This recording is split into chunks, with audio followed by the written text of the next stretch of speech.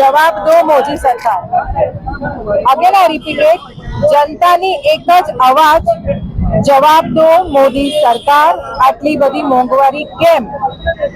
આજે વડોદરા અને સમગ્ર ભારત વિસ્તારની જે જનતા છે એને આટલી મોંઘવારી કેમ નડી રહી છે એનું કારણ છે અને એના માટે જ આજે અમે હલ્લા બોલનું પ્રદર્શન લઈને, વિરોધનું પ્રદર્શન લઈને નીકળ્યા છે। જવાબ આપો મોદી સરકાર। ગેસનો બોટલ મોંઘો, પેટ્રોલ ડીઝલ મોંઘું, રાંધણનું ગેસ મોંઘું, તેલના બાટલ મોંઘા। તો આટલી બધી મોંઘવારીમાં જનતા કેવી રીતે આખા મહિનાનું જે લોકો જે મહિનામાં જોબ કરતા હોય એ કેવી રીતે આ ગુજર ગુસર કરે અને કે રીતે ખુદનું પૈસું સેવિંગ કે રીતે કરે કે પછી મહિનો પૂરો થયા પહેલા જ પૈસા આખા પગાર વપરાઈ જતી હોય। તો આ મોંઘવારી વિશે અમે હલ્લાબોલ કરીને નીકળ્યા છે અને જોડે જોડે જે પેપર લીક થાય છે, છોકરાઓ કેટલી મહેનત કરતા હોય છે, 10-10, 12-12 કલાક ભણે છે।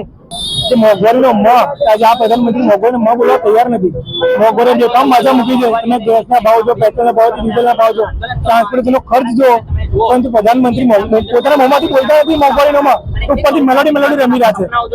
પ્રધાનમંત્રી મેલોડી રમવાનું બંધ કરવું જોઈએ અને મોંઘવારી પર થોડું ધ્યાન આપવું જોઈએ। એટલે પ્લેનોમાં ફરી જાય શિખામણ આપે છે મોટી જનતાને કે તમે ટુ વ્હીલર પર ફરવાનું બંધ કરો, ચાલતા કરો, તમે ફરવાનું બંધ કરો, જનતાને ના શીખવાડો। જનતા તો સમજેલી જ છે। તમે થોડું મોંઘવારી પર ધ્યાન રાખો ને કાબુ રાખો।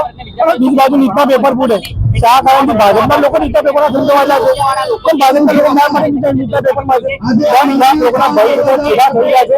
ત્યાં થોડું ધ્યાન આપવું જોઈએ અને ધર્મેન્દ્ર પ્રધાન છે એ રાજીનામું આપવું જોઈએ, દેશના ભવિષ્ય બંધ કરવું જોઈએ।